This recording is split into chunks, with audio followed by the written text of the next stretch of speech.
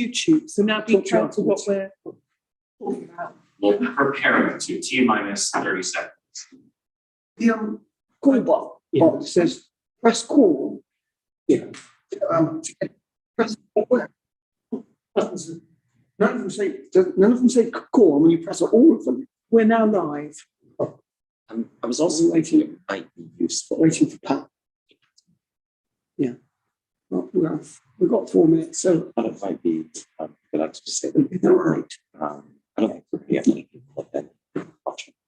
But if people want to participate, I was thinking a good system. They join with video. And if you just want to watch, join without. So please. So it's technically. That's what they're then. Yeah. So if you go up there now. Don't have video. You need to go and check. Yeah. Or just send a message. Mm-hmm.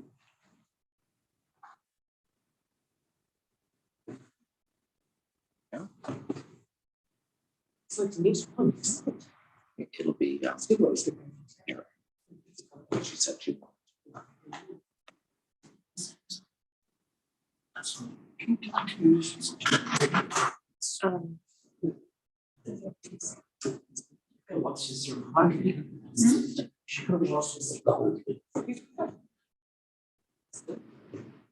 I was watching the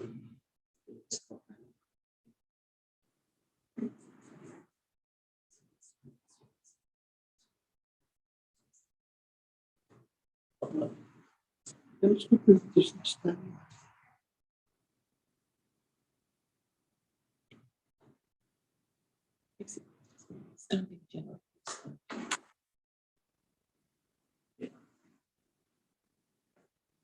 See? We're on top of it.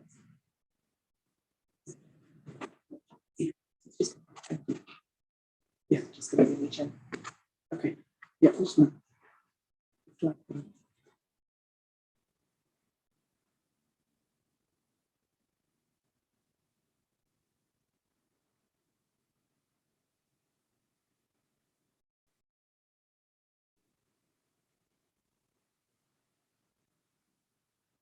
Having those watches that talk to you. Talk to you when you don't want to talk to them. It's annoying me. What are these? One of them text me, but one that's not big enough. I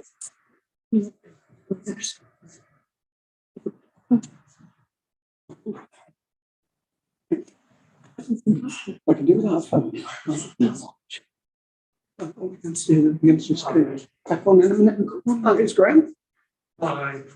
Graham, you're over here, sir. Fine, thanks, yes. That's a clock downstairs. Yeah.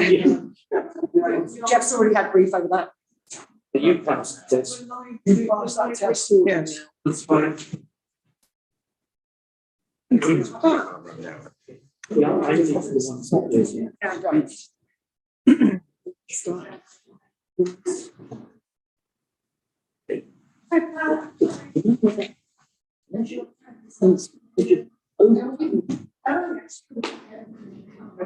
Brilliant, Mary. Thank you. Right,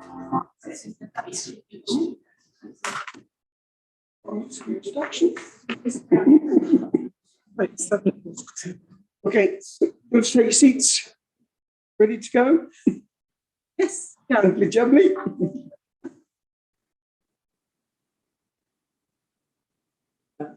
Okay. All right, you ready? I'm ready. Yep. Right, good evening all. Welcome to the Economic Development and Planning Committee for Monday the 31st of January. First point of interest is apologies. Yeah, we've got apologies from Councillor Hubbard, Councillor Cronbach.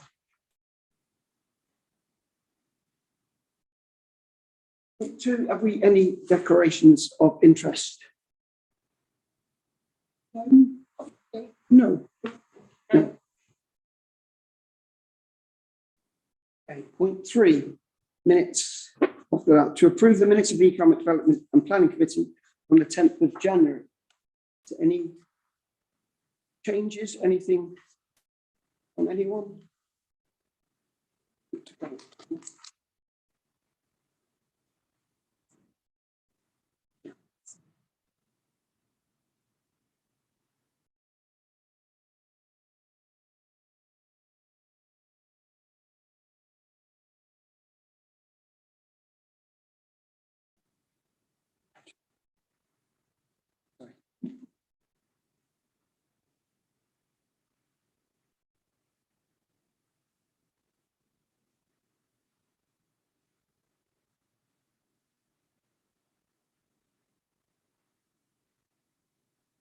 Point 4, useful documents when presenting to planning applications.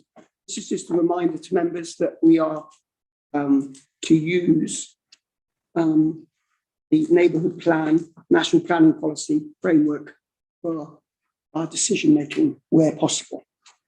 Just this will be in point of order in most meetings, so it's just a reminder.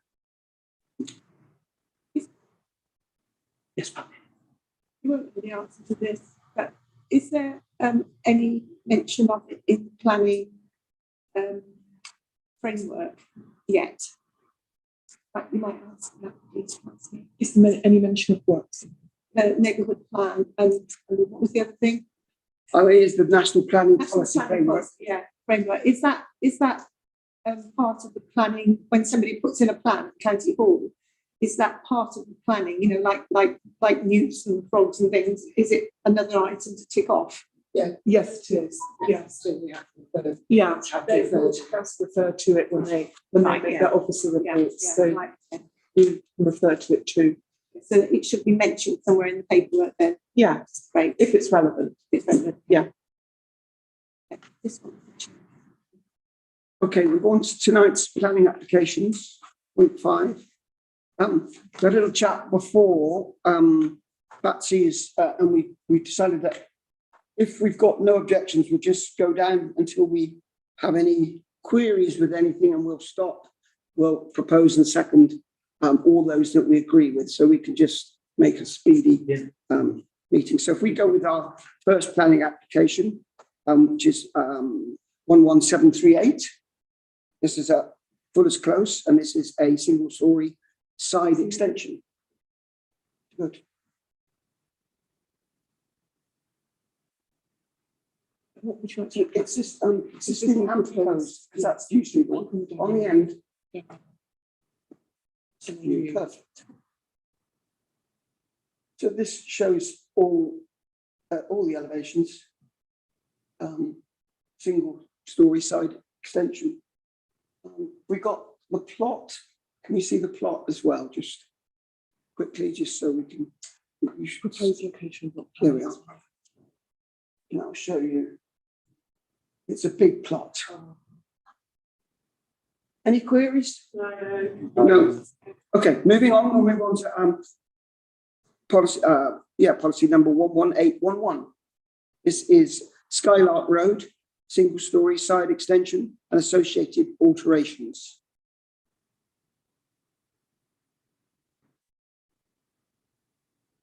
Unfortunately, we can't No, rotate. you can't rotate these. No. There is, look at the existing site plan.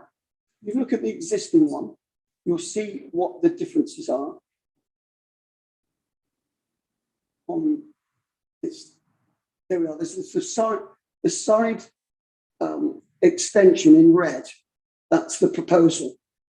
So the whole site is the red boundary, and the side is the single story. But that's it. Yeah. No problem as far as I'm concerned. There's plenty of room in those houses at the other end of Skylark. Single story again. You're not losing any garden space because there's quite a big garden at the back. Well, it's their garden space. Yeah. What they have done though is made the front more secure, haven't they? Yes. Yeah. Yeah, and it leads directly onto their parking as well, so it's not affecting anyone. Anyone? Any queries? What's that taking out? Is that on top of glass or on top of? I'm not sure. It's very difficult when the pictures. I think it's expanding. About the green space and outside places, won't we? I think it's expanding on what's already there. If you look it back to that Car I park. think If there's already car parking space, then fine. If it's on over grass, then yes, but it's one of those things we need to. So I go back to that bit where we have to look sideways on you see what's there now. There's a fence. So you assume there is going to be a patio or something there. There's just going to be a building the gap between that and the double garage. Yeah, that's right. Yeah. But there is a little car behind the hedge. Yeah, I think that's in front of the, in front of the garage, so no, it's to the side, isn't it? It's very Side of the receptive. garage. Yeah. But as I said, it's not affecting anyone in turn. It's their grass area and their house, really. It's all in their land. Yeah. It's not going to affect anyone from the outside. I've got no queries, really. I don't think we've got any queries. No, I mean, no problem with it. It's just we're discussing as a matter of policy, looking very carefully where grass areas are going to be removed and replaced with things which are non-sustainable. It's the whole drainage thing. It's the Sorry? drainage thing that's a challenge. Which is why I mentioned the back garden. Yeah. Just for us to be aware and know what we're passing through. Yeah, I suppose the only thing with this is it's a small enough piece that there's enough, there's a lot left. It's not like they're doing a huge grab of. No, There's still that's, amenity space. But you're worried about the environment, aren't you? I just think Yeah. about this, being that having had this discussion the other night, saying that at environment and economic development and planning, we were going to just bring these things up and ask the question. Forgive me, I think so. No, we should be aware of That's that, it, both. every one of these. Yes, picture. It's a risk. Get away, we can rotate those. Just pain, you can't.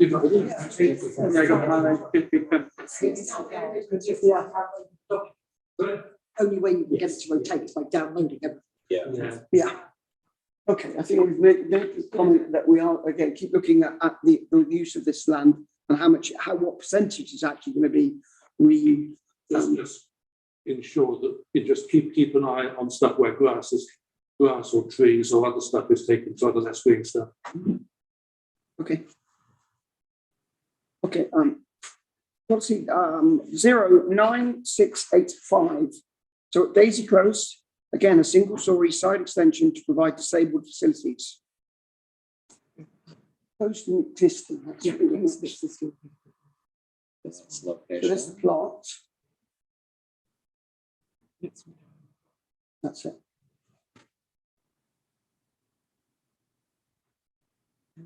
So, facility.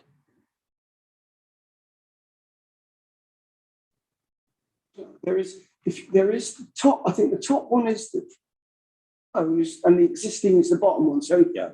if you look at the top one, the right hand bottom, top right hand one is the change that's going to be on the, so it's on the south side of that drawing. It's not a bit, so it's obviously disabled toilets, disabled, is that the actual facility is going to offer on the ground? floor? Bathroom and a bedroom. Yeah. Yeah. Any comments? Yes, quite a small extension. Okay. All happy?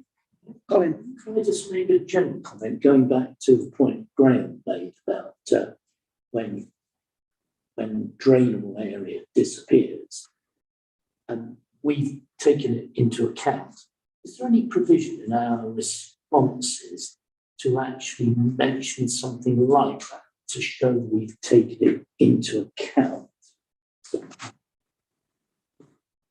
I mean, We could make a note of it. We could always comment. Yeah, there's plenty of space based to on comments that we considered it, just it would be good to show people that we've actually taken into account, well, particularly environmental issues. That, you know, they Particularly the can- green space side of things. Yeah, they don't even need to have been that, they need to have been actually raised, considered, and agreed that they.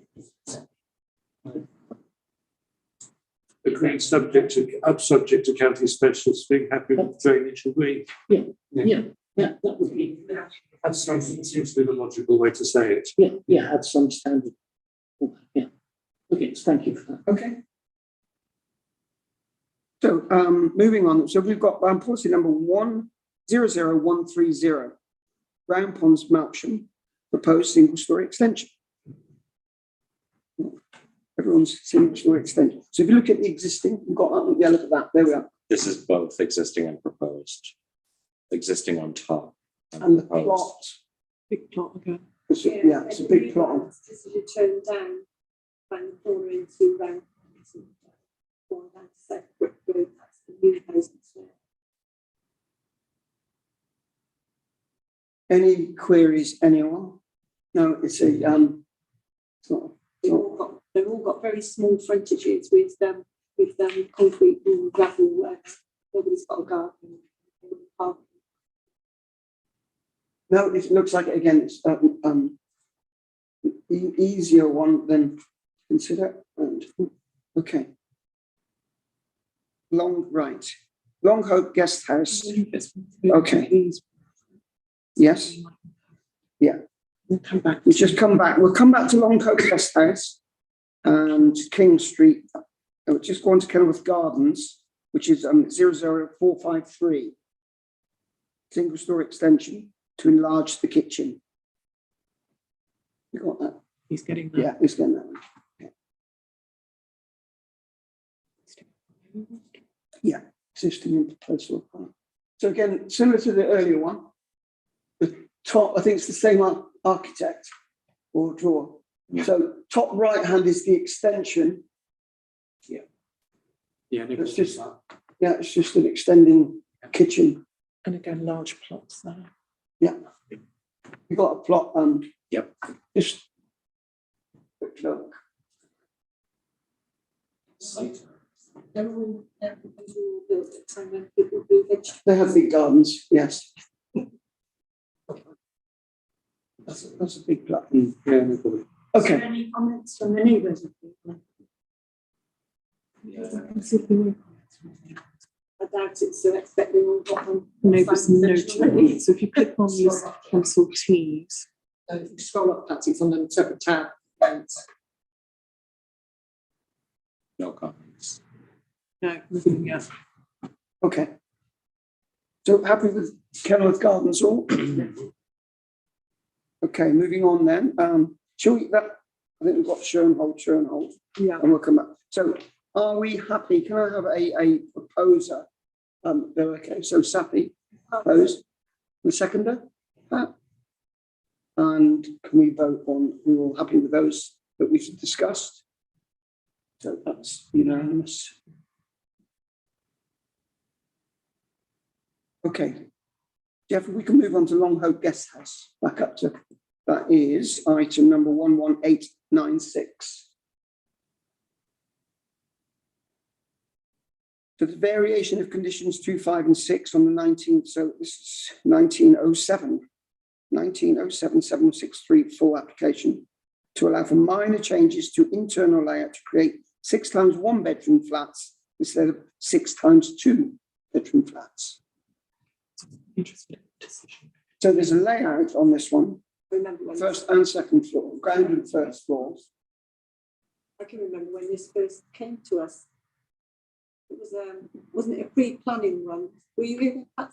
I wasn't, no. Yeah, so they came to us with the pre-plans and we thought it was all right because it was to make it look a lot tidier. And smarter.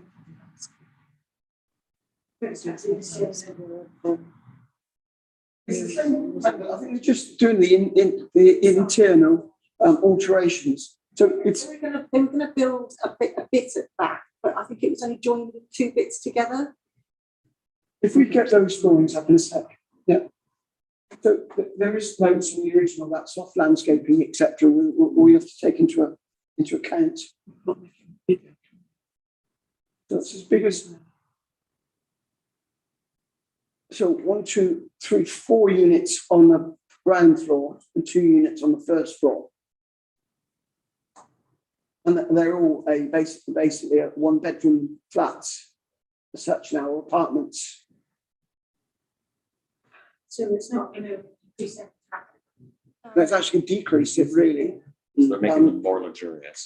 Pardon? They're making them more luxurious. Yeah, I think they're moving away from the guest house thing and really, or it might all end up being sold as flats. Yeah, it was all a bit scruffy. Yeah. So any comments? Parking won't be any issues. I don't think there's any changes to parking. We see is there a site plan? Okay. Tidied up as well. They'll have the-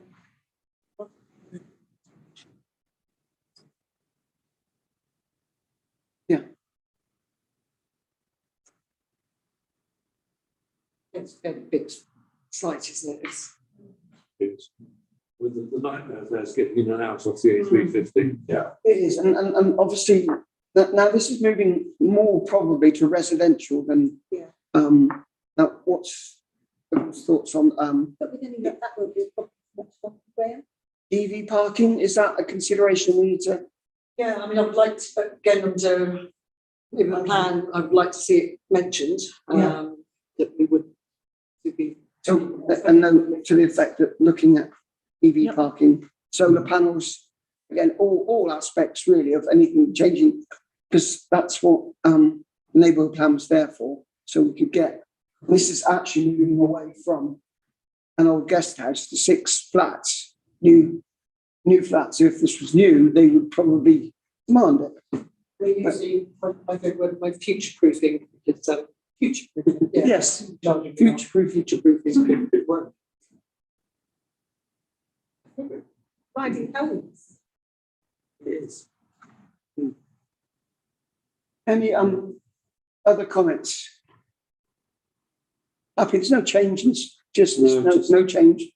Apart from change, in theory, change of use from, It's still as dangerous, as Frank says, to get in and out. yeah, Because the traffic is racing down there because they've tried to get ahead of each other at traffic lights. yeah. It's not an ideal location. It's probably less of an ideal location for a guest house than it is for flats. But at least it's reducing. We take guests there and used to, we used to be one of the 2 in Melksham, 2 guest houses that we dreaded having to lock people off at. Okay. So yeah, if but can we have a proposer? Happy with that? That's happy again. And Graham as a seconder. Yes. You happy with that? And a vote? Are we happy with that? Yeah. Thank you. Unanimous. Yeah. Yeah, that'll tidy that up. That'll be. It's quite a while since it was first muted. Okay. The next we will move on to Sherman Farmhouse. No, King Street. King Street. Sorry, yeah, King Street. Policy number 00125, King Street, Melksham. Proposed 3-number new terrace dwellings. So are we all happy where we are? King Street car park. If you go into King Street car park, drive in, turn right, looking straight in front of you is that red. Yes, behind that, of course. So where it says club, that is the British Legion. Yeah. So on the top left-hand corner is basically an open wall at the moment with where there would be the access that you propose, where those 3 parking spaces are going to be at the top of the right-hand drawing. And then we've got three terraced houses. Well, 2 terrace, 1 mid-terrace. Any comments, anyone? Safi made a comment that there is a note that there were trees and bushes there, but there aren't any longer. It's But I can't it's understand why anybody wants it. well, I think it's a plot somewhere. If someone owns it, Well, yeah, I mean, So- it's just not a very nice outlook, unless of course there are other plans for the car park. It's a garden, I think, like, it was number 57 or 59, it's their garden, so it's access actually to the other end, not looking on Google Maps. It's kind of that bottom left-hand corner of that left-hand side site plan. It's one of those houses there, it was actually there. Which way do they? If you think of it, Pat, if you think of it as being, I know where it is now, because I came in this afternoon to find out. But which way round is it going to be? Are the front doors going to be facing the car park? Yes. Yeah. They're going to be facing the car park. Yes, Where the the car parking spaces are. yes, the access is going to be through. You know, that's the only thing I wanted actually, but the access, they're going to be. so 1 parking space, 1 for 2 bedrooms. It's again, but there's a car park next door for the 2 parents. You can't say there's not a parking locally. So You won't want to buy a permit. no, it's not.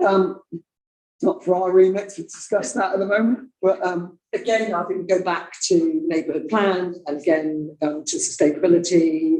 electric vehicle charging points. You know, in fact, I know it's not national planning policy yet, but I think we really need to keep labouring the point that anything who brings anything to your residential business from now on, you have to keep labouring the point about future proofing these properties. Yeah, well, it's 3 more homes, so I suppose can't knock that. No, exactly. And it's infill.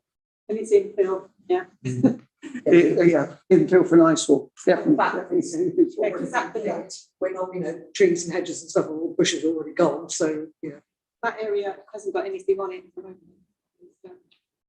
I mean, the logic is to really there's fewer parking spaces in towards the town anyway.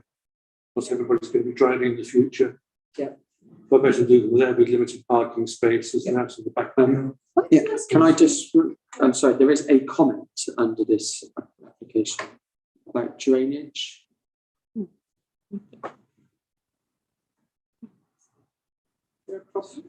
Yeah, these guys have object to it on the basis of drainage. Actually, it's go back. Yeah, they'll go back and sort that out, yeah. I can't imagine that there's not enough drainage. That's unlikely to be a showstopper. No. Yeah, but it's worth this point out. Yes. So again, I think we're talking approval with conditions set out for Wiltshire Council. Yeah. Okay, can I have a proposal for that then, please? And a seconder. Go with Graham again, I'm going to turn this way for the next one, so, okay. And can we have a vote, please? To approve with conditions?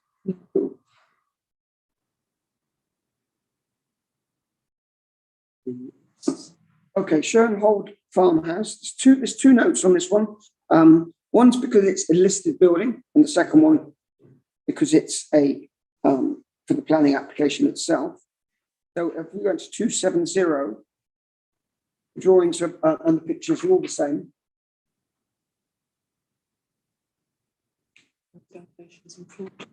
It's not very clear from where that is on the road what's what, but it looks like the big farmhouse on the left, the blank space is the existing, and the new one is the proposals. So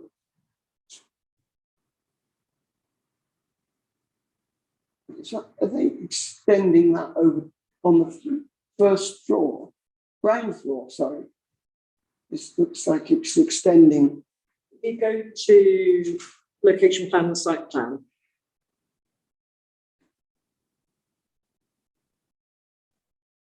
Oh, sorry. A little bit. There's the bottom picture, yeah. It's that building. On the front, Yeah. yeah. So it is both buildings. It's both building and the front. If you do, there's a photo as well. You'll be able to see from the actual roadside photo as well. Yes, it's photos Yeah. of the building to be converted. Photographs of building. Yeah. Yeah. Okay. You'll see this on the roadside. I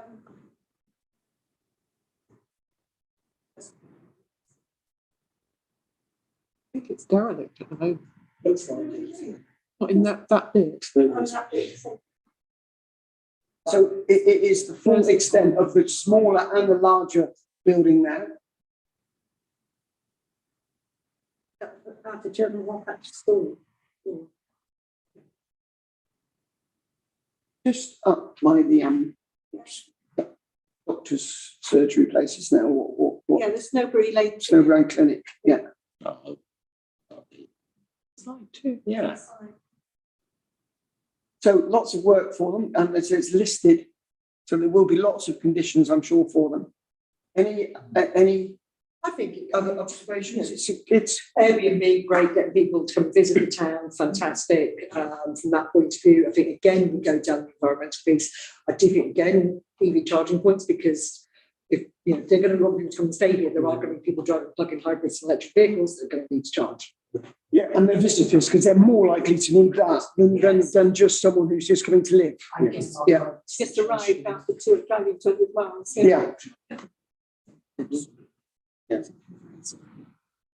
Yeah. So we've discussed earlier on also all sorts EV charging, solar panel, and potentially even EV ground sourcing pumps the whole shebang should be put forward, because it is in that's the neighbourhood plan and not in planning policy. Yeah, it will be. Yeah. Any other comments on location? Okay, Airbnb is it's another site, isn't it? It's like I think those walls on that building would be quite sufficiently thick enough next to that road to warrant any. Yeah, I've been a visitor in that house a few times, a long time ago, not in the last 5 years, I can tell you. You can hear the traffic. Yeah, and it's is that 40 there, 30, 40 miles an hour? It's going from one to another, isn't it? I think it's still 30 on that. Yeah. But it still seems a lot because the road is a bit narrow and the house is being right on the road. Yeah. You haven't got that sort of space. And so it does seem very clear, very close to the road. It is very close to the road. It is. But yeah. Well, Yeah, I think it's like, it's the fact that actually something's good is going to actually happen. But otherwise, what, Derelict building, without a doubt. Yeah. you're going to oh gosh, what do we do? Leave it to quarterback in ruins? Now, I said So, yes. it will be subject to listed building regulations. We've done one. Yes. Okay. So Yeah, subject that- conditions I think and that's all. recommendations on EV points, solar, ground source heat pumps. Okay. Any yes, that's going to have a proposer. Duffy, seconder. Yeah, that's it. Well done, sir. Thank you. Who's the proposer there? Proposer Sappy, Jack seconded. And the vote, please. Happy? Yeah.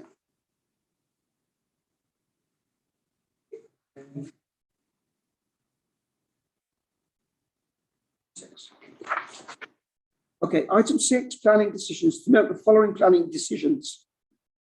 Spa Road development, lawful development certificate for proposed use, single story rear extension.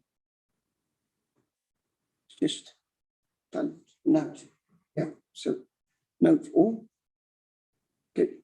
Item 7, community area transport group issues. Members will need to decide whether to support the request and recommend to the community area transport group. Wait 7.1 waiting restrictions request for highways adjacent to 92 101 Bath Road.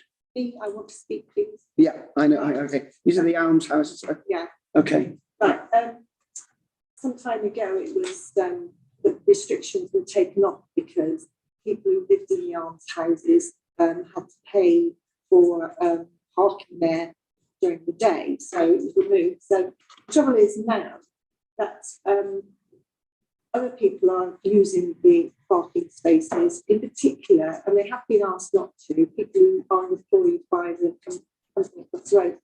They do have plenty of parking. I don't know why they want to park there when they can park all day in the road to park, but anyway, that's one thing.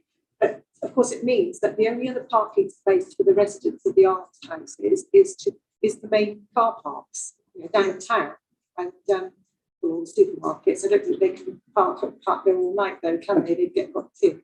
But that is the problem now, that there are 5 residents there, all got cars, and they're not all disabled or unable to walk or anything like that. It's just that everybody has the right to park outside, or would appear to have the right to park outside their own homes, not have to park half a mile away. This isn't centre of London. So I'd like you to consider ask Catchy to look into this, to see if there's anything that can be done in the way of making it a restricted parking area just for permit holders only or something like that. But of course, buying a car parking permit is really expensive, and I'm given to understand it's going to go up a lot more, isn't it, Jack? So I don't really want the permit, but I'd like anyway to Catchy to have a look at it and see if they can sort something out so that it's for the residents primarily, at least. I have spoken to the Avon. In fact, spoken to the HR department, and Tom's also done, because Tom works for, done some looking into it. There actually isn't any Avon employees who are parking on the road. They are all parking site. It's actually, It was spoken to some time ago, so maybe that's why. all I can tell you is they're not, because actually most of them don't walk that far, when they can walk a very short distance. Is it a garage on the left there, and there's a cycle shop on the corner, and there's, I think, there will be people who will use that as a parking. Anything which is unrestricted parking and an easy to walk into town, yes, people are going to use it. It's going to be very hard to, I think, and I get it, I totally get it, but Can we think about a daytime maximum time limit? Well, I'm not particularly knowledgeable about all the parking restrictions. There might be something amongst all the restrictions that Mark Stansby and his crew might be able to use. So, or there might be some other road rule that they can put into force. I don't. So I'd just like it to be looked at. Right. I've parked up there on occasions for a few hours for a long time back, including when it was waiting restrictions of short times and whatever, and times beyond there. I have to agree with Safi that of late, I have not seen any parking there, which is obviously from the Avon. Some of it is from the Bell House folks up there, people with their sort of lorries and trucks and stuff leaving them there from overnight. Yeah. I am concerned for some of the businesses in the area, because this is somewhere where you can stop and you can park for perhaps, it's always been 2 hours or an hour or whatever, like the restrictions outside Cooper Towers on those spaces opposite, which would remain. And this is actually taking away a facility which would affect some of the businesses there. I utterly have sympathy for people there. When we lived in a house and people parked outside our house, we didn't like it either particularly. It's one of those things, you have when you do it there. I would see that the good solution here would be to have residents parking permits with others permitted to park there for perhaps 1 hour with no return within 2, taking it back to rather to what it was in the past, if that's possible. Yeah, I think But I didn't see from the papers here anything. So basically, so we've got a problem when we look at residents parking permits. They said nothing about others parking there or that other stuff. It is an early investigation. Yeah. Okay, fine. Yeah. I think if you have residents. Just wait, sorry, I've just done a quick Google Maps, search, and Safi just told me I'm in the right area. Yeah. But there is actually a sign here that says about 1 hour parking on this stretch of road here on my the stretch of on about What's the date on that Google image? 2009, but I can imagine it would probably That's what's changed. So if we go back to the plan of 2009 with the addition of, and if you're a resident at the Arms House, you park there for as long as you like, that would be a good solution. Yeah, that'd be ideal. Yeah. Okay, let's put that in a recommendation. Right, Sue? Can I just say it would be a good idea that non-residents can't park there after 6 p.m. Yeah, something like that. Yeah. Because ultimately that won't affect the businesses, because those businesses are all daytime businesses anyway, aren't they? this old sign read Monday to Saturday, 8 to 6, 1 hour, no return within 1 hour. So And when it's daytime, really, it sort of doesn't matter, apart from the fact that so much of that, one of the questions here is those people with, shall we say, light goods vehicles or whatever, who live in the houses up at the top. So that's an overflow for those houses as well. Yes. In your area, Pat, you know the names of the places. Yeah, yeah. Yes, I was councillor 8. Oh, sorry. We are, so just so we know, It's yours now. Sorry. so we look at residents parking, restricted. Preferably RCTM. Yeah. 1 hour, no return of them. So really going back to as it was. Well, no, because that means they've got to pay. Oh, you mean residents? No, residents, yes, residents, Yeah. Everybody else. everyone else, 1 hour. There's That's nothing actually- pay those, but it still would. No, they won't be paying as a salary, we're paying now, it's just now just making sure they don't return. That was why it was changed, was because to tickets. Something must have changed. Well, they get tickets if they stay too long, Too long. not because they haven't paid, it's because they've been there for all day. I mean residents. Well, again, there's got, as long as there's a resident, Well, that's what we do. I have a resident of exempt. yeah, Right. so as long as we've got that, Clear. clear. Okay, That'd be good. Okay, so can we- Changing the law If I- and a post being put up. okay, I'll propose that we go back to, the old, We're proposing residence Parking. parking permits for non-residents, 1 hour 1 hour maximum. within 8 AM, 6 PM, no return. Can I ask, what is it, does a residence parking permit cost a lot of money? Because. Jack, do you know, can you enlighten us, any idea? I think, No, I'm just trying to look it up now, actually, but Well done. If we're going to residence parking permits, then we can apply whether or not there's others are allowed there for an hour. and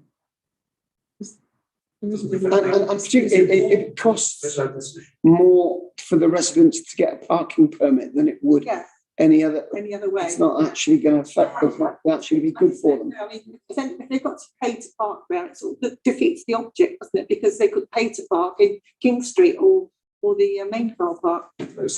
Do we think, so 8 till 6 though, is basically 1 hour, maximum stay and no return within an hour. After that, it is, well, you, again, can you have a residence, can you just, I'm a resident, stickers or not? No, it's not really effective, I don't think, it's obviously. G will look into them, and Yeah. decide themselves. So, That's yeah. what I don't know, which is why I raised it, because I don't know what can be done. And I'm hoping that somebody will say, oh, yes, this applies there, something I've never heard of. Okay, so we'll look at, if we say, we'll look for the 1 hour as a proposal. Go on, Sophie. It's just cycle shop and stuff like that. You're taking your bike in, like repairs or to buy a new bike and trialing stuff. I think an hour is a little bit tight. Okay. Well, that's something that- 2 hours. What's the space across the road? It's only like 1 or 2 there. No. It's like really, there's only a couple. What, there were 2 or 3? I've moved Well, up to. again, I would, with on balance, what Sophie's saying, so 1 hour is probably too much, 3 hours is too much. Let's go 2 hours. Again, Wiltshire Council will make these decisions, and we'll obviously Mark Stansby and his team will obviously tell us what they can and can't do. So we'll put that recommendation. We'll try and get the 2 hours without any return within 2 hours or 1 hour. Propose 2 hours. I propose that. You can, Pat. I'll second it.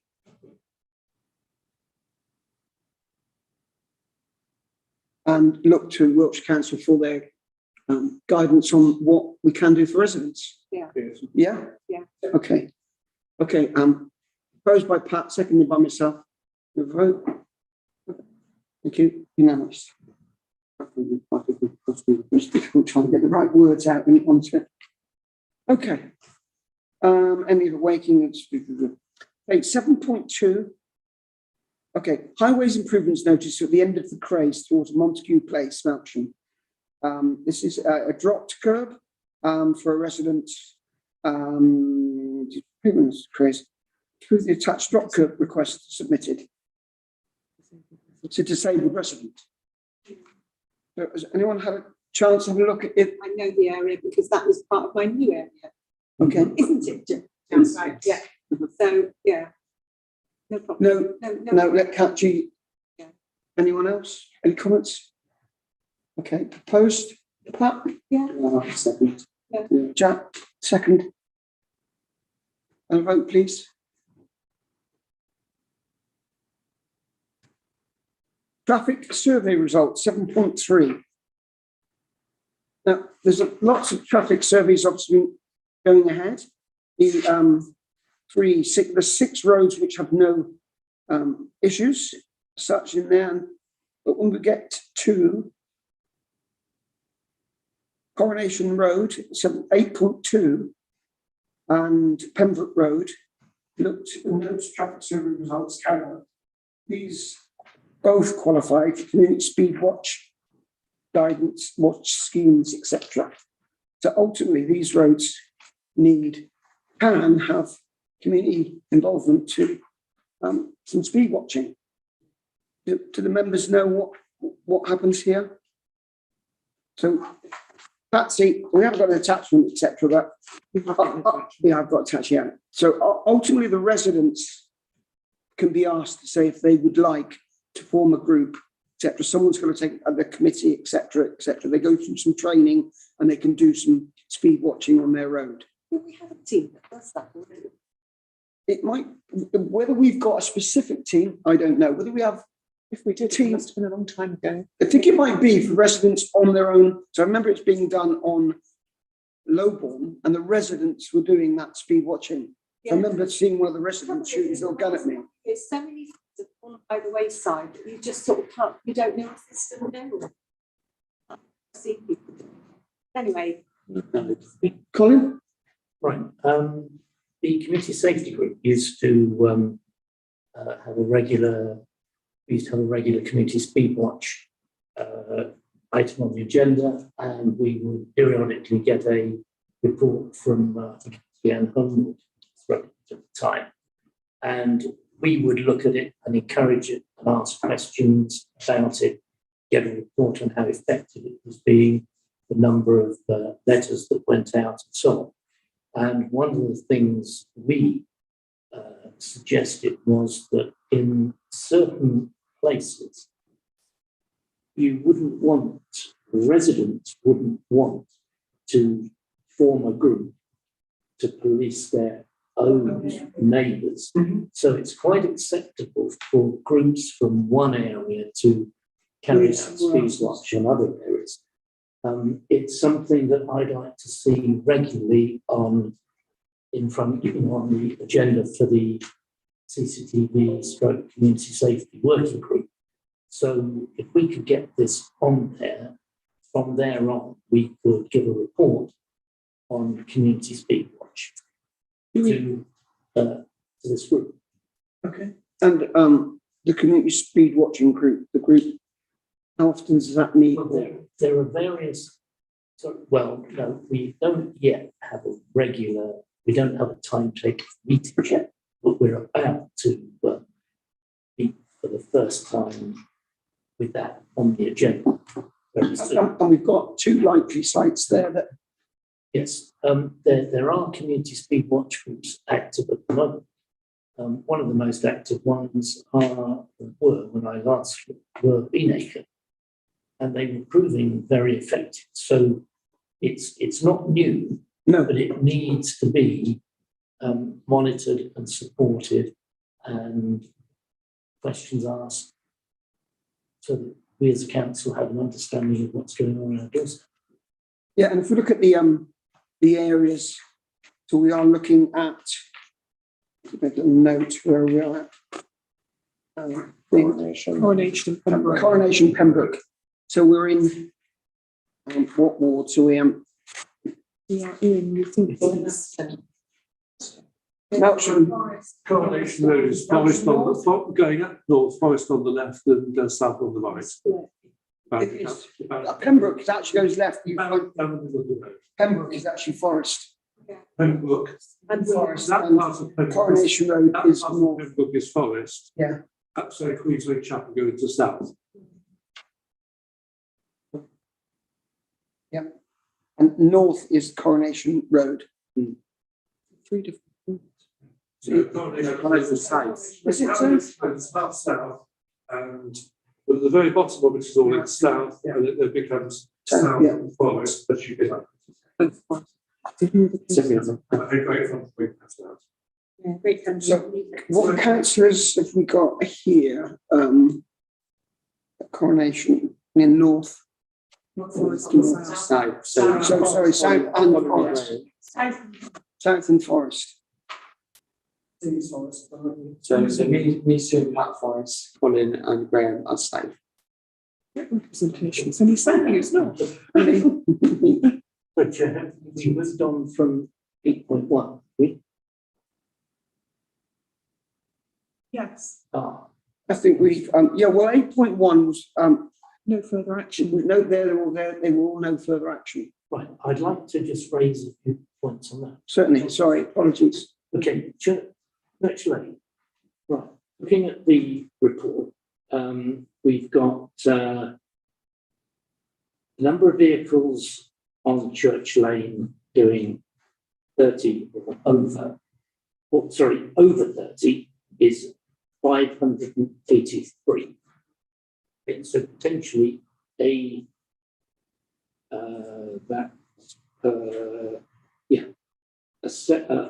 over 7 days, that it averages out at 583 cars doing over 30 and 119 cars doing over 35.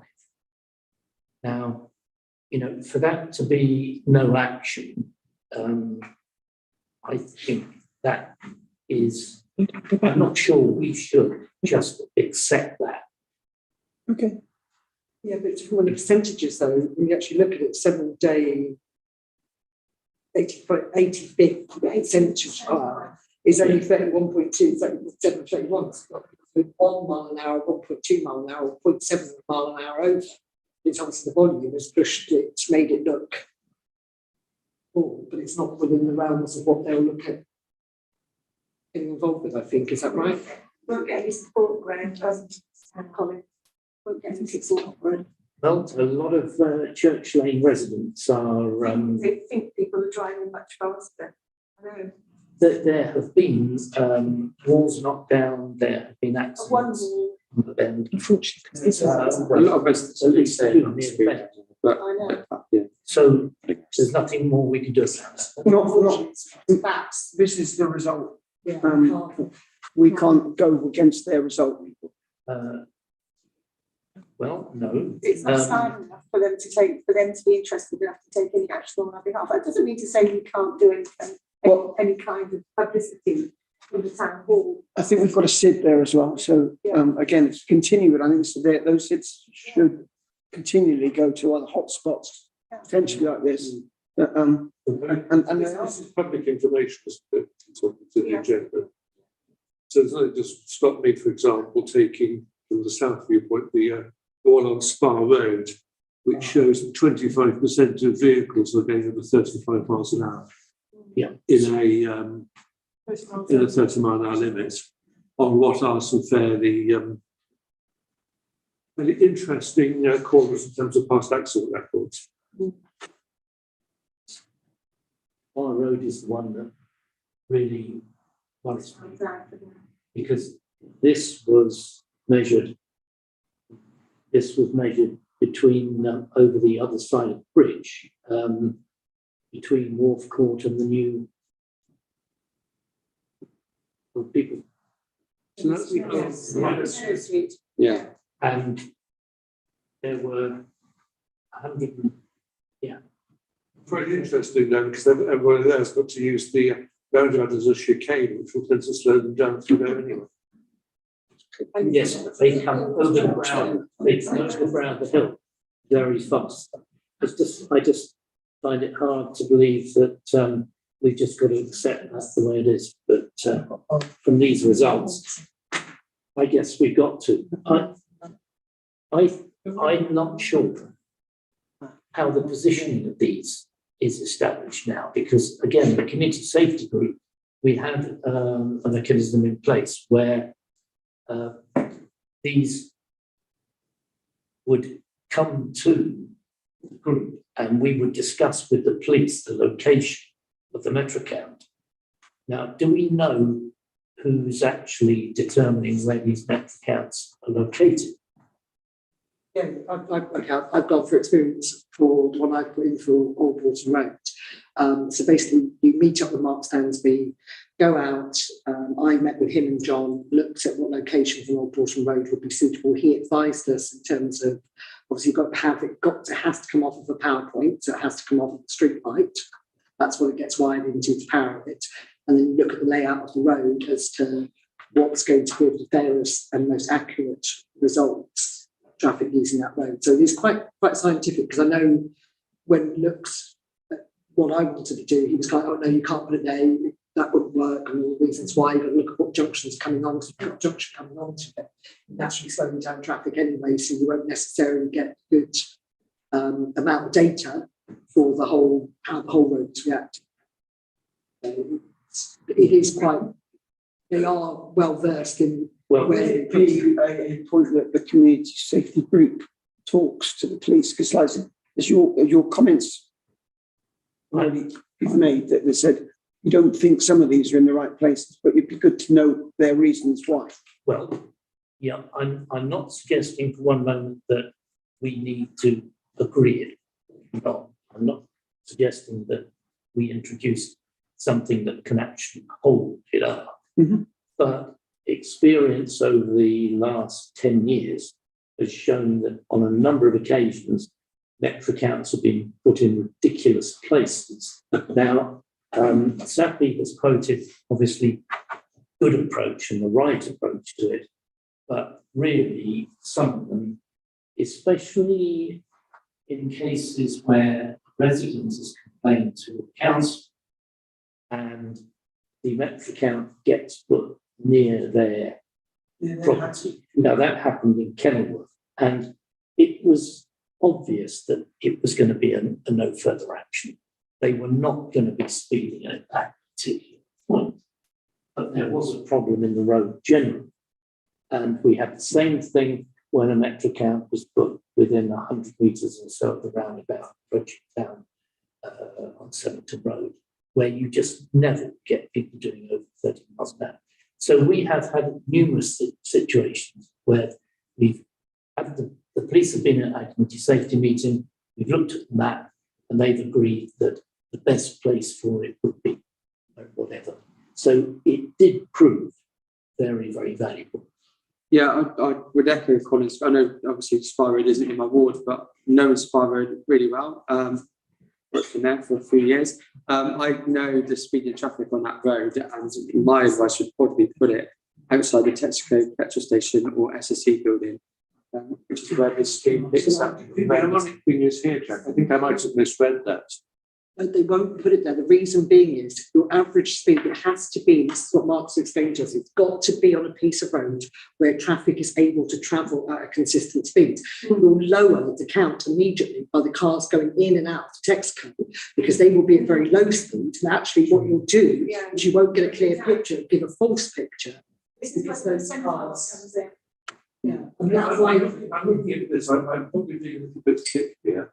But if the 7-day 85th percentile is just under 30 miles an hour, that to me means that 85 out of 100 cars are travelling at under 30 miles an hour. Yeah. So then looking to across the next columns, it says on a 7-day average. Is right. So of what result there? I mean, where does the roughly 75% come from? What is that 75% of vehicles just travelling at over 35 miles an hour? How can we have 75% travelling over 35 miles an hour, when 85% travel under 30 miles an hour? Because at the moment, there isn't a piece of equipment that they can put up or will put up in the road at any particular point that measures all the statistics you're looking for, right? All you're getting is one statistic that the 85th percentile hasn't been reached by more than 75% of the cars passing it. But if you saw a graph, if you had available a graph showing every car that went past that piece of equipment, you'd get a better picture of how many were doing 35 and how many were doing 25. But it doesn't exist, it doesn't happen. So all you're getting is an overall picture. I'm going to get arrange a little bit more research to learn onto this, I think, because Yeah, I think I suppose it's very we need to get some better understanding. Just point at the moment is yes, we do. We go to point 8.2. Yeah. We've got 2 opportunities now to get these cameras where not cameras where we can get the testing. Yeah. Where the safety group advised the police in conjunction to get these right. Yeah, okay, yes. I think that's going for means that 8.1. They've all. I think we can argue that there are certain bits and pieces here that don't actually need a bit more questioning. It might be outside of this meeting. Inside of this meeting, we say right. We've got two surveys that we can have better say at where we want it to take place. It may not be possible to put the thing there, that's the problem. Well, we can ask our community safety, I think we should make a recommendation, the community safety group does meet with the police to discuss or Mark Stansby or both to Mark Stansby, yeah, so, The implementation of that. yeah, so 8.2, we want to implement what they've recommended, which is having speed testing Yeah. on those roads. But thank you, Chair. To keep it simple, all I'm suggesting is that when we've got a programme of meetings, if we can be included in the loop and get any plans for electric out at our meeting, if that fits in without disrupting the metro count process, that could be valuable. That's all I'm really saying. Don't make it a step that's got to be more interesting. that's not to happen, because we don't want it to hold us up. Yeah. Well, we're looking at I agree. We need to make that question to Wiltshire Council so we can get more close working together. Yeah. But for this traffic survey, we need to know who's going to do this as part of the survey. So are we going to look at the residents? Is the Watch team? Are they going to be able to take the lead on this? No, I wouldn't think so. The working group. The working group, if the working group has an opportunity to comment, I think that could be valuable. That's all I think we need to do at the moment. Include the working group comment wherever practical. Need to find 36 people to make up to community food watch team. Nothing's going to happen. Well, yeah. That's not. We need to ask the residents then, because they've asked for this. So we need to ask the residents. That would be the first point of see who wants to be part of the group. And if we've got two things, they can actually do different, do the other's road. So they're not going to cause their own neighbours, etc., any issues. If they can just swap roads, we can ask. We can see. It will be able to help us in publicising. Our want for the police. Or we can put it in our newsletter. We've got a newsletter. There's a process. Basically, we've got to contact this. Yeah. Yeah. Okay. So There is a regular accepted process, and it's worked really well in the area. So it's easy to pick up where that's left off. we're going to propose that we talk to the residents first and see who's interested in doing the speed watch. Proposer? Colin.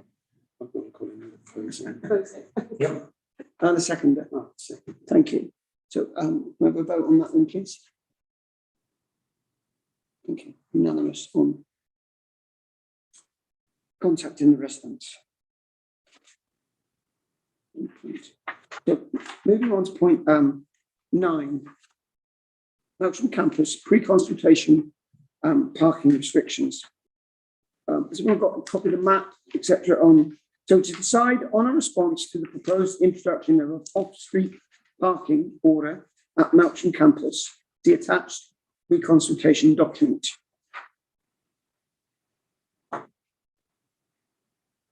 So Wiltshire Council, for read on this, I'm writing to you as part of the pre-consultation for the introduction of off-street parking on the campus. One of the pre-occupation planning conditions for the campus is that we have approval in writing from the local planning authority of a car parking management plan for the campus car parks in order to achieve a reasonable availability of on-site car parking spaces for users of the campus. Plan also needs to be implemented prior to occupation. Given the close proximity of the car park to the town centre, we feel it is important that a restriction order is in place so that spaces are prioritised for users of the campus facilities. We propose that all of the area outlined and highlighted in yellow will be converted by that order.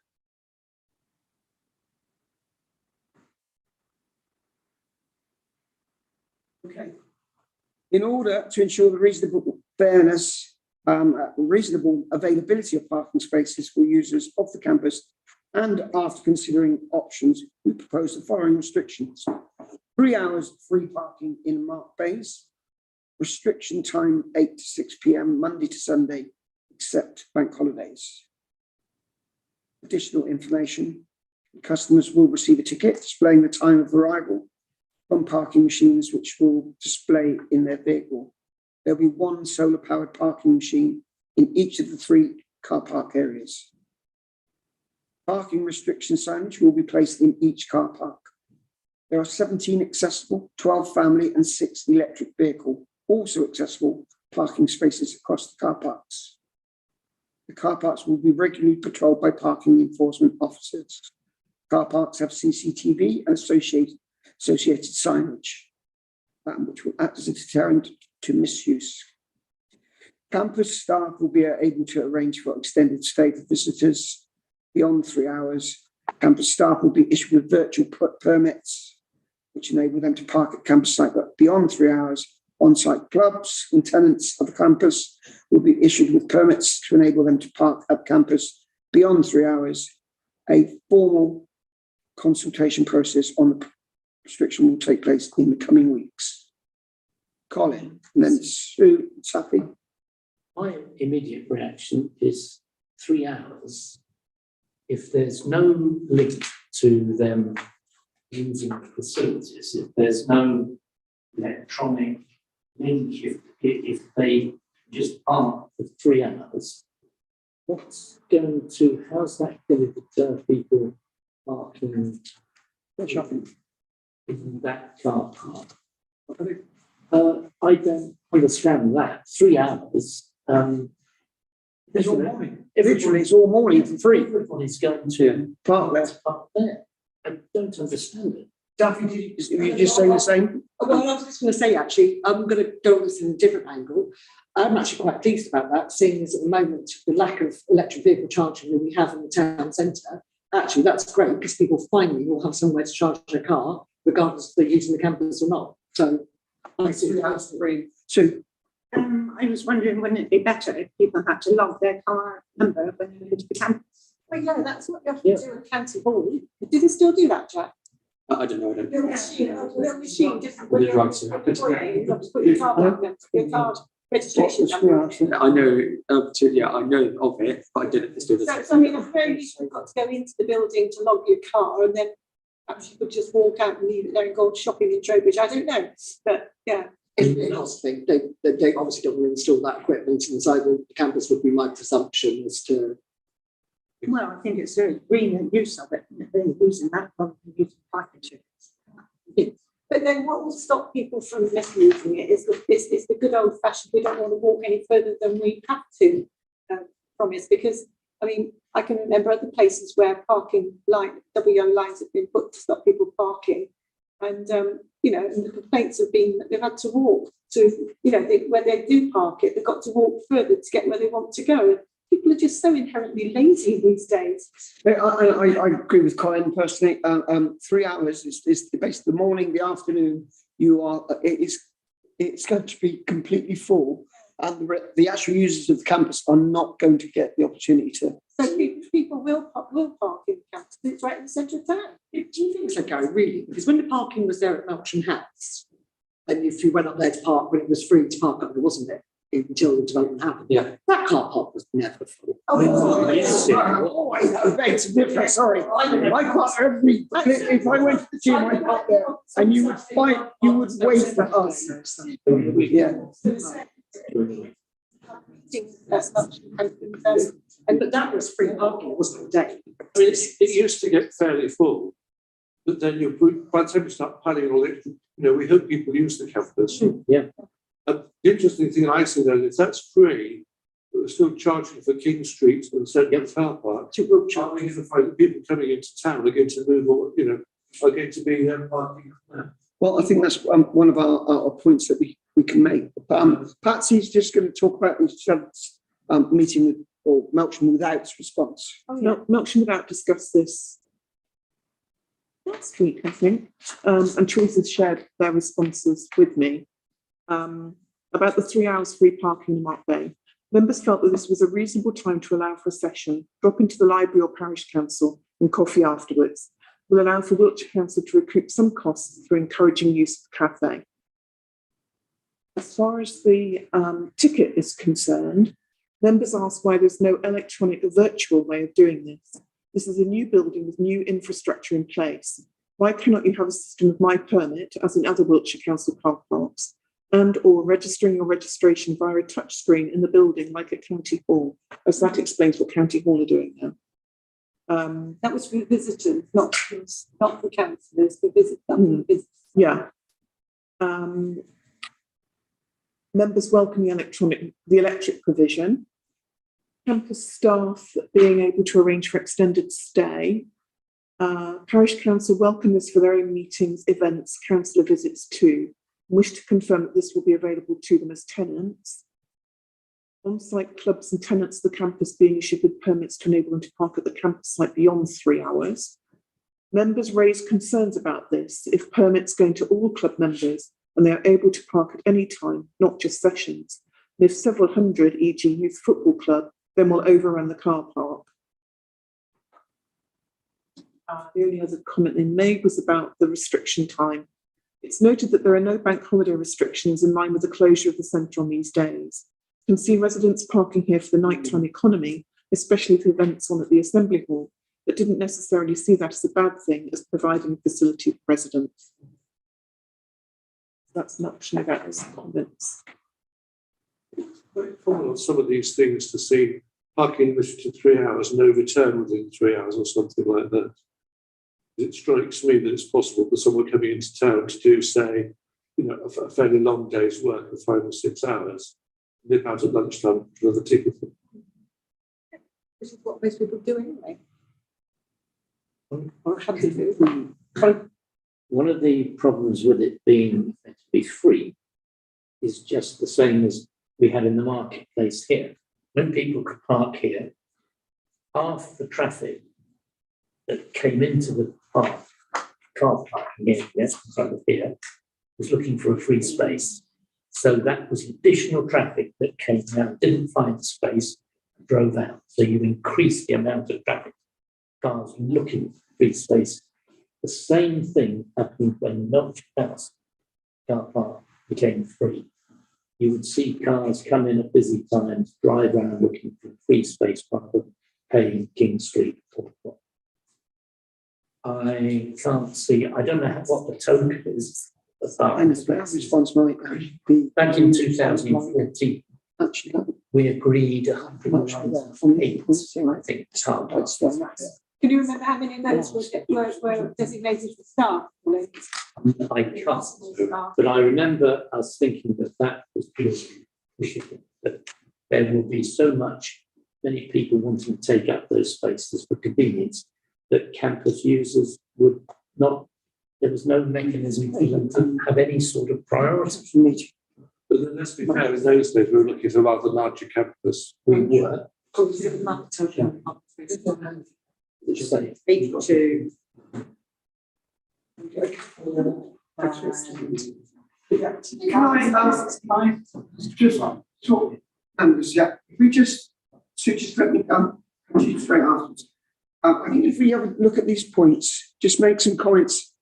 If we've got to make a decision tonight, we need to make some either specific points on each of those sort of sub-points here, or make a general comment from Melksham Town Council. Just go to Sue first. I just wondered whether do people have to go there by car? I mean, is there any sort of bike facility? Yeah, free bus or something like that? 16 cycle spaces dedicated on the map. Yeah, there is cycling spaces and cycle racks there as well. Sophie? My only concern about looking at this evening is knowing that at our next meeting, we've actually got the response that's come back from Wiltshire County Council on the EV charging units in this, which... Unfortunately, we've got to reply by first thing tomorrow morning. They give us plenty of notice. Because that's quite relevant to what our reply was, which unfortunately didn't come in time for tonight. I would suggest, well, I would like to see a comment about linking campus use Yeah. with With the parking spaces. ability to park. I agree. In the car. Yeah. Now, we don't have to, I don't think we can let once electric charging is a bonus. I think the priority has got to be parking for campus users. And I think without going into any detail, if we made a point that we felt there should be some link between use and the ability to park there, Okay, Sue? I think I would I suggest think, that. I agree with what Colin's saying, but you could make an exception if they're parking in an electric truck. Is that different? Could that be separate? That's a good caveat on that as such, Yeah, because it's the only electric points in town, so that, And when they do the electric point in town, it is only going to be for 2 cars to be able to charge on, which is a ridiculously small amount. We have to be using this, to our advantage. I mean, if I give you an idea about the scale of electric vehicles at the moment, I've got 16 test drives booked this week. Not one of them is the combustion engine vehicle. Every single demo is an electric vehicle. So it's the future, it is the future. Pat, did you, No, I disagree with Collins, yeah. suggestion then. Any other comments? But with that caveat, were you happy with that? So we want to look at the use of the campus in line with parking there as such. Whether it's 2, for me, whether it's 2 or 3 hours, 2 hours, 3 hours is like, for me, half the day gone. And Yeah, people will use and abuse it. But as long as it's not, we can have it in use with the campus, it would really, it would get, it's what it's there for. That's what the parking's there for. I just can't see you getting the caveat about anybody being able to use the charging points. It's a brilliant idea, but I can see Wiltshire just going by driving the law. Yeah, I mean, for 2 or 3 hours, we're only going to put a flicker into So, your. Ray, 2 weeks' time, Graham, I will be going at War and Peace about this because I'm not a happy about it. Do they want to make any comment? Okay, yeah. Sorry, Colin, just as Patsy, so if we can make a point that we'll make that point, if members are happy that if we can link it to use of the campus, add the other additional information. And do you want to quickly just go down these points, see if anything the members want to say? Customers will see the ticket, displaying the time. Happy with? Yeah. I think I agree with what Malcolm Barrett is saying. We're trying to be sustainable, yet we're just going to produce the paper again. Yeah, can't we do it? Nobody needs to monitor it because the machine is done. Well, you've also got, what about like in driving to Sainsbury's and Bath, where there's that thing that flashes up your registration, doesn't it? So it reports what time you drove into your car park and what time you drove back out again. So everybody's going to be going in the same way, aren't they, into the campus? So surely that piece of technology where it could pick up every plate. Yeah, but then you're not distinguishing on whether they're going into the campus or not. You know, you're actually physically not going into the campus. Yeah, I think that's it. Unfortunately, Wiltshire Council doesn't have automatic number plate recognition. Why not? I don't know. Ask one of the Wiltshire councillors. Why are you spending Just say what. £15 million on a thing and you just put? Yeah. Sainsbury's and Trowbridge. Sainsbury's became more easy to do. Exactly. Yes, you've got to Belcher Station. It's easy to. To be fair, I get so many complaints about that if I'm not responsible. Yeah, we want to just, County Hall, isn't it? yes, for actually where you use County Hall and you have to put your registration in. So that's what we want, a similar system, so it's not used and abused. Okay. Restriction time 8 to 6, Monday to Sunday, except bank holidays. Say that again, 8 a.m. 8 a.m. to 6 p.m, Monday to Sundays. So after 6 o'clock, it's basically free. Yeah. It's 3 hours. It's like, Whatever the current parking restrictions are by the time the campus is finished, and I understand that they are going to change quite considerably over the next few months. So actually, you can park there for free from 3 p.m. right through to 8 a.m. the next morning. could do. Yeah. And bank holidays, at present, the sports facilities are normally closed on bank holidays. Not sure about the library, I assume. Well, there might be other function spaces in the campus. I don't know, because there are areas that the public can use for other things. Well, there's a cafe and sports centre and library, and I don't think Melksham without, think that's the majority of campus. That's going to be a community facility. Yeah, I was going to say this community it's part of- facilities at Luxon House is supposed to have some, aren't they? Whether, you know, I don't know whether they are. So it's, again, but whether the parking is going to be available if it's a bank holiday, because it's free for everyone. That's the understanding. Typically, there aren't going to be floods of people coming in on a bank holiday. Yeah. It's about. So we're happy with that as it is. Yeah. Yeah. Sue? Yeah. Yeah, I don't know whether it's been considered whether there might be some tournaments or something. They're not, no. Oh, sorry. You know, sort of like tournaments or badminton tournaments, something like that. Like into sports centres for that. Yeah, absolutely. And again, there'll be all day events. So again, that consideration is like what the sports centres uses. The staff be able to arrange for extended stays for visitors instead of events extend beyond 3 hours. The main concern is people basically using it as a replacement for Central and King Street car parks. Yes. I hate charging people for parking or two if anybody's recording or listening to this. I love it. But You love it. realistically, hey, it makes sense. Absolutely. To actually have something there that says, look, good, say, use it if you're using the campus as well. Yeah. Okay. Can I just say, Go on. just to address Sue's point about encouraging people not to drive. I mean, right from the start, when we were talking campus in 2013, it was decided that I don't think it's changed, that there would be footpath access from the towpath eventually, from the canal, and provision for bikes and so on. That was going to be a really important angle as well. We weren't assuming at any time that everybody was going to drive there, but the campus should have priority over spaces. Yeah, and that's the point I think we wanted to make. And the users have to have first dibs on the parking spaces as such. Can I want to go down the points because otherwise we could just talk generally about all. So we go down this. We've done 3 hours and restriction time. As we've talked about the tickets, that we try and get those virtually rather than a physical ticket itself. There'll be one solar powered parking machine in each of the 3. That's just let me so there's a parking machine hopefully working in each of the 3 car parks all of the time. Parking restriction signs will be placed. Okay. There are 17 accessible, 12 family and 6 electrics vehicle points. A car park will be regularly patrolled by parking enforcement officers themselves, yes. Car parks have CCTV and associated signs will be access to deterrent misuse of the car parks.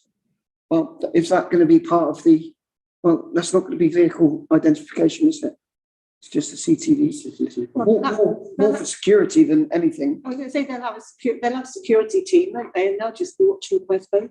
Yeah, but not for parking enforcement though. That's no. So no comment really.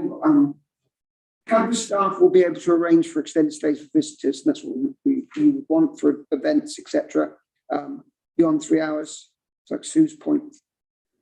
So we welcome that. Campus staff will be issued with virtual permits, which enable them to park at the campus site beyond 3 hours. Again, a virtual permit. Not sure how that works. I'm not sure that works. How does a virtual permit work? When how?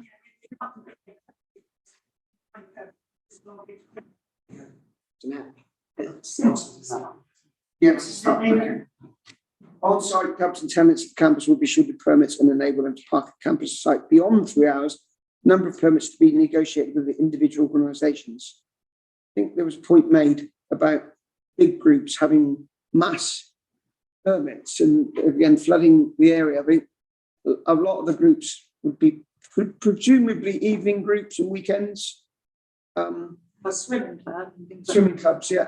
Again, they might be again They might even be 5 o'clock in the morning, the swimming club as well, not when it's going to be a permanent, the majority of the users.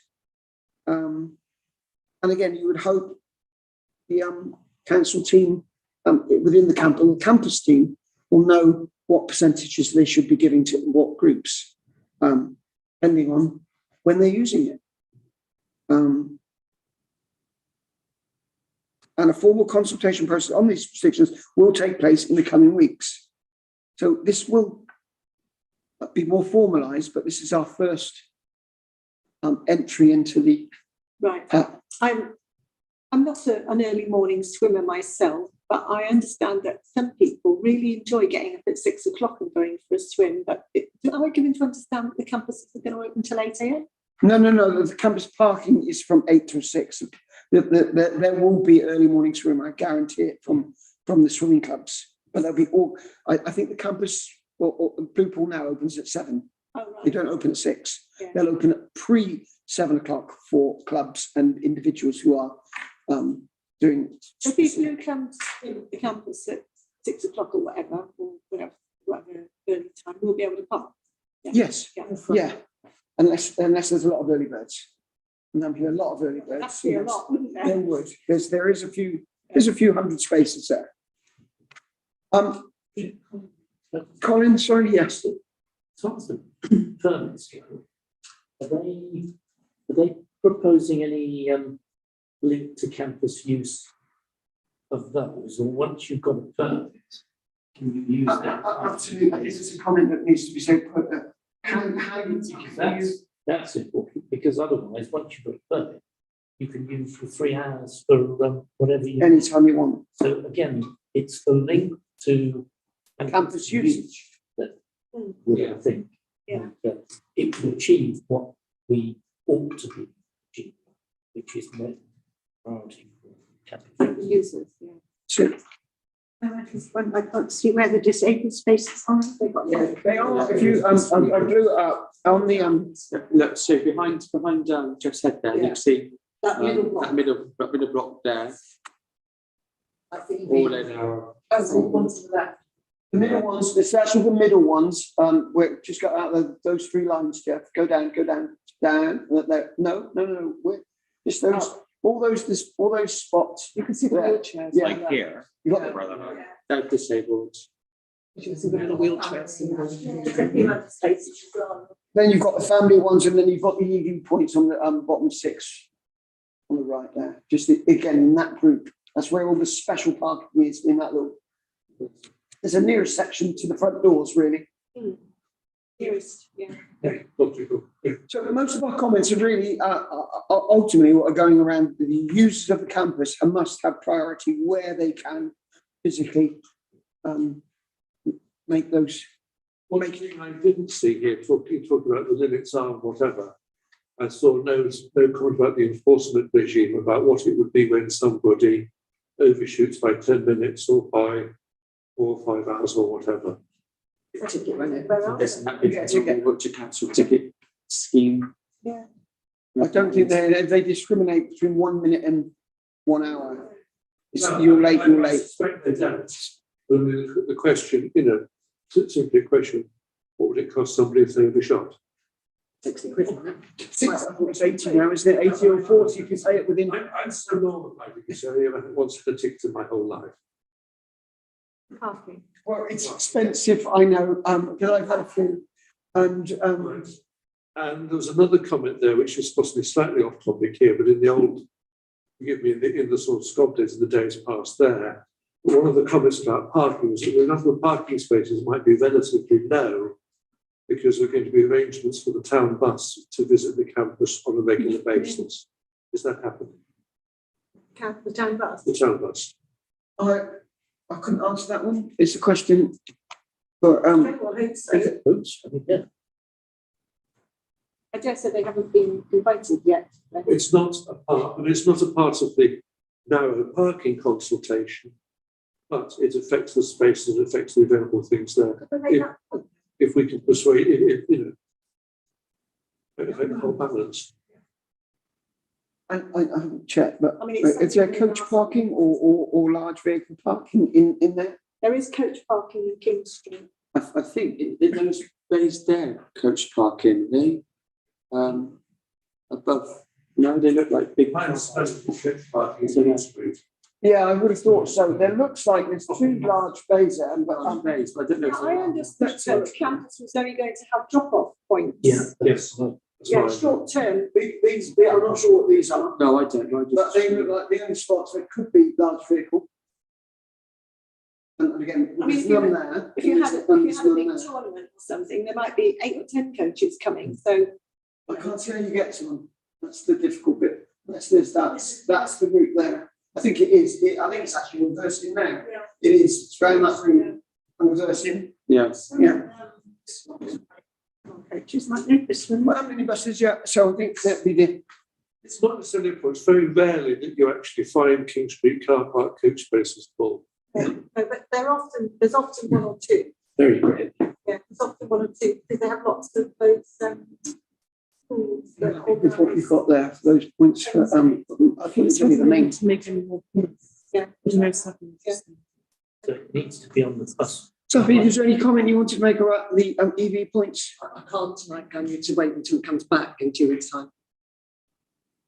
Anyone else with any other comments on any other point? Okay, we'll move on. So item 10, Sparkle team and parish steward. Oh, Any yes. thought, Melissa? The pavement, just off of, in Lowbourne, the pavement that circuits the car park is full of rotting leaves, which I have asked before if they could be cleared up, not the Sparkle team, but I think I sent an email to them some time ago. But they need picking up regularly because they get soggy and slimy, and we really need a frost and somebody's head over heels in no time. So I really would like to see those disposed of, please. Talk to you and this team?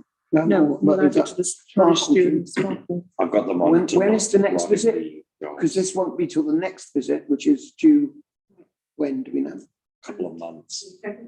So- And could I also put in a request for the bus shelters? They probably are all right. I honestly, I don't walk along past Churnhold, past George Ward Gardens these days, but the bus shelters there tend to collect leaves. They get blown in. That can be quite unpleasant too. So if they, and I think Mr. Sparkle used to clean the bus shelters. Used to do that, yeah. So if they could be checked, please. There's one at the entrance to Round Pond, that area there, which is really a bus shelter. It's just a shelter. Yeah, well, it's not much of much anymore. Much anyway, yeah. No. But in particular, the one that used to be opposite the entrance to the school, Yes. that one is particularly mucky.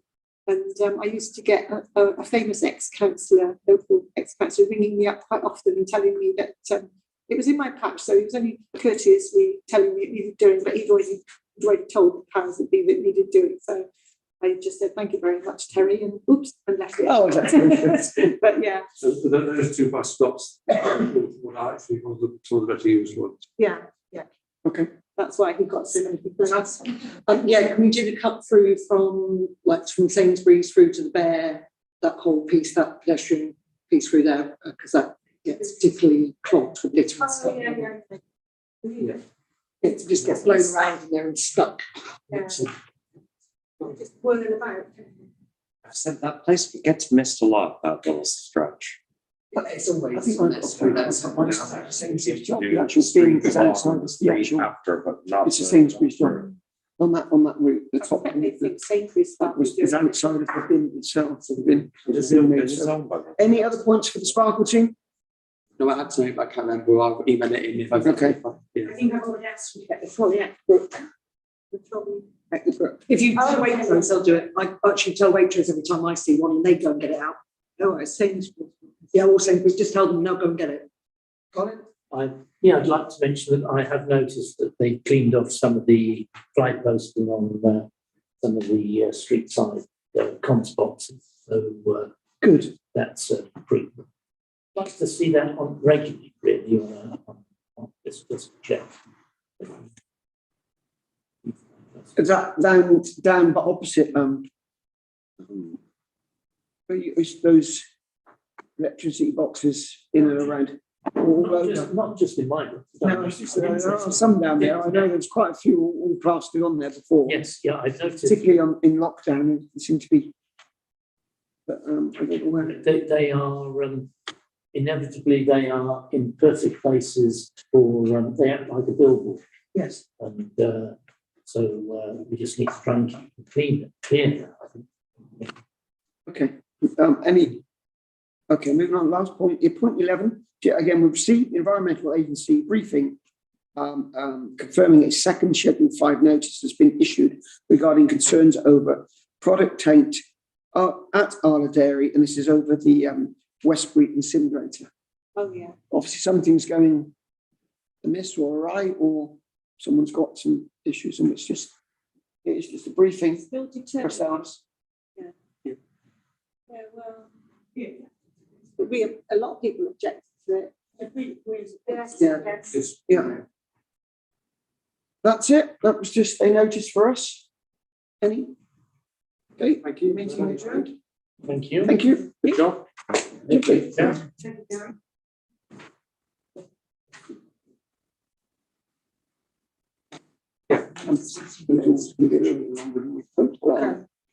Thank you. Thank you, Jeff. Appreciate that. Spend a tenner for this. Are we going to spend slide?